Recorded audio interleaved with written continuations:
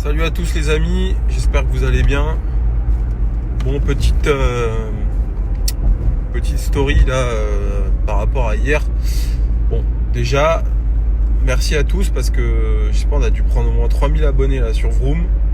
Et c'est ce dont je discutais avec Edouard, mon associé. Sur Vroom, il me disait que tu vois, la plupart des acteurs du secteur, ils perdent des abonnés, ils n'ont pas du tout l'engagement que nous on a, etc. Et ça, je vous le dis les amis, c'est pas une fin en soi, mais c'est quand même extrêmement important à l'ère du digital où je comprends pas les autres réseaux qui ont des budgets comme 10, 20, 100 fois plus élevés que les nôtres. Enfin, nous, clairement, notre budget com, c'est on a un gars qui s'occupe de nos réels, de faire de la modération sur Insta et c'est tout quoi. Donc encore une fois, c'est pas pour émettre des critiques, mais le problème de tous ces réseaux aujourd'hui, c'est qu'ils vivent uniquement grâce à l'acquisition, à des call centers, etc. Alors nous, aujourd'hui, c'est le cas, bien évidemment, mais plus tu seras bon sur les réseaux sociaux, plus tu auras de l'engagement, plus tu arriveras à ramener du monde de manière organique, et c'est ce qui fait la vraie valeur d'un réseau. Mais bon, après, on n'a peut-être pas tous la même façon de faire du business, mais tout ça pour dire que merci à tous de nous suivre sur Vroom. Là, on est déjà à 22 ou 23 000. On vise 40 000 à la fin de l'année, ce qui est énorme. On a lancé la page il y a 6 mois. Et c'est de l'organique, hein. On n'a pas fait de jeu concours foireux, on n'a pas payé, tu vois. On a fait un jeu concours, c'est de faire gagner une voiture, mais on n'a pas payé pour ça, quoi. Donc c'est extrêmement bien, je suis très content. Ça porte ses fruits.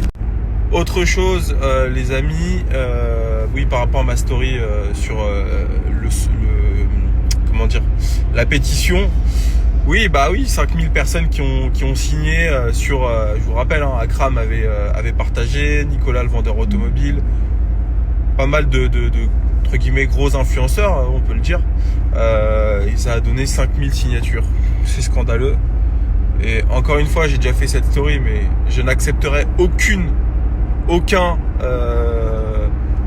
révolte de votre part, étant donné que vous n'êtes pas foutu de signer une pétition qui aurait pu faire changer un petit peu le cours des choses, je pense, parce que qu'on le veuille ou non, on est dans un pays compliqué sur plein d'aspects, mais je pense qu'il y a des mécanismes, des leviers qui nous permettent d'être entendus, contrairement à certains pays où si tu fais ce genre de choses, tu finis en prison.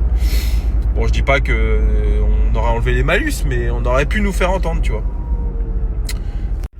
Donc ça montre quelque part un petit peu le fait que les Français, voilà, sont des moutons, des larves, excusez-moi du terme, mais bon, quand je vois les communautés qui nous suivent, entre Akram, Nicolas, moi et d'autres qui nous ont partagé, alors même si on a un peu les mêmes abonnés, il y a plus d'1 million de personnes, 5000 signatures, et ça concerne tout le monde, hein. C'est pas que ceux qui veulent acheter des Porsche avec des malus à 100 000 euros, non, ça concerne absolument tout le monde. Et puis encore une fois, hein, ça c'est petit à petit, ça veut dire que bientôt on aura des taxes dans tous les sens. Quand on voudra tourner la clé de sa voiture pour la démarrer, boum, on devra payer. Enfin, c'est la porte ouverte à toutes les fenêtres, comme on dirait, je crois que c'est Gad Elmaleh qui dit ça dans La Vérité si je mens deux. Donc là, c'est une manière de dire stop, il y en a marre, on va pas se laisser faire, tu vois. Et Grégory Galifi sa démarche est louable, mais malheureusement elle mènera à rien, on le sait d'avance, parce que voilà, ce qu'il dit c'est totalement vrai, hein. Je soutiens tout à fait son discours. Maintenant, voilà, cette pétition, ces signatures montrent qu'il y a rien à faire. Donc voilà, bon, on va faire ce qu'on a à faire, et puis moi je m'en fous, hein, personnellement, c'est plus pour vous, parce que je pense pas que dans ceux qui me suivent tous aient les moyens de payer des malus à 70, 80 000 euros. Moi je les ai, mais certainement pas vous. Alors je dis pas ça pour me vanter, je dis ça parce que moi je donne les armes, les clés pour quelque part faire en sorte que ce soit plus le cas, et les gens s'en foutent. Donc maintenant c'est tant pis pour vous. Voilà, ceci étant dit les amis, je refais une story sur un autre sujet. Je suis toujours à la recherche, les amis, d'un local. Alors j'ai été mis en contact avec des agents immobiliers, mais qui n'avaient pas forcément les biens disponibles. Mais bon, si jamais, voilà, certains ont une idée, je cherche un local pour un restaurant à Orléans. Emplacement numéro 1, me donnez pas des trucs en périphérie.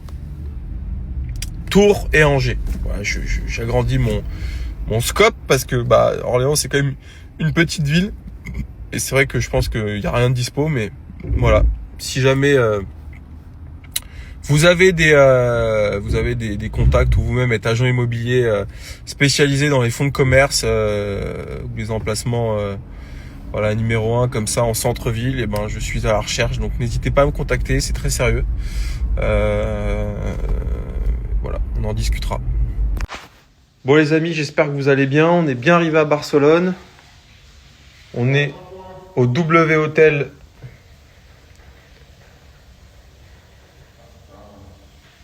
vue mer. Bon, on n'est pas très haut, mais bon, ça va, c'est sympa.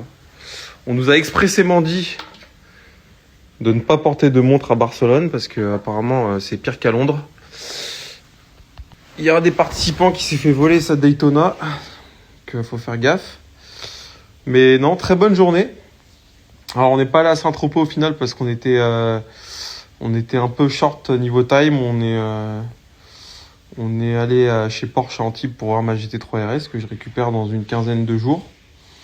Je voudrais remercier déjà Maxime Langlais, puisque c'est lui qui m'a vendu du coup ma GT3 RS. Je l'avais récupéré à la vente, mais au final il a trouvé un acheteur, donc ça s'est fait comme ça. Je suis très content. Et puis voilà, ça roule très fort, hein, les amis, on va pas se mentir. Hein. C'est dans l'esprit du gumball et du modball, hein, vous le savez. Alors je mettrai pas de vidéo et j'en dirai pas plus, mais on peut pas dire que ce soit très intelligent. Forcément, on est porté par les effets de masse de groupe, tu vois. Mais bon, c'est très sympa. Et puis voilà, donc ce soir, Barcelone. Ibiza demain ou mercredi. Puis voilà, quoi. Ça se passe plutôt bien. Et les amis, petite story rapide. J'ai Alan qui a monté sa petite chaîne YouTube pour parler du projet du GT4 RS, qui en parle très bien. Et j'ai vu qu'il s'est équipé, ce petit enfant, hein. Il a pris un petit micro et tout, et ça rend très très bien. Donc je lui donne de la force. Et puis surtout, c'est le projet GT4 RS. Et puis surtout, c'est lui le protagoniste, qui répare cette voiture. Moi, je l'ai juste acheté. Donc il est beaucoup plus légitime qu'il en parle sur sa propre chaîne. Donc je vous mets le lien de sa vidéo. Je vous invite à suivre sa chaîne, puisqu'il va mettre d'autres vidéos sur le cours de la réparation, les coûts, les difficultés, les surprises, les bonnes surprises, les mauvaises surprises, bref, tout ça, il va en parler. Donc je vous mets le lien de sa vidéo, de la dernière vidéo qu'il a mise donc sur le GT4 RS. D'ailleurs, il y a 2 GT4 RS qui roulent. On a roulé avec un GT4 RS qui roulait très très fort. Non, il y a du très lourd, c'est très sympa. Donc honnêtement, alors bon, là on est à Barcelone, j'aime pas trop cette ville. Très honnêtement, c'est une ville que j'aime pas du tout. Je préfère beaucoup plus Madrid. Mais bon, c'est quand même sympa. Ibiza, j'ai jamais fait, donc ça va être cool. Et pour être très honnête, on cherche peut-être à partir demain pour Ibiza, plutôt que de passer 2 nuits à Barcelone. Pour passer plus de nuits à Ibiza. Puisque normalement, on est censé arriver mercredi à Ibiza, y passer la nuit de mercredi soir, et là on aimerait arriver demain. Donc on est en train d'organiser ça, mais voilà, je vous raconte ma vie. Et puis voilà les amis, dernière chose, j'ai mis une story à ce sujet-là. Donc effectivement, on va ouvrir Vroom Market à Aix-en-Provence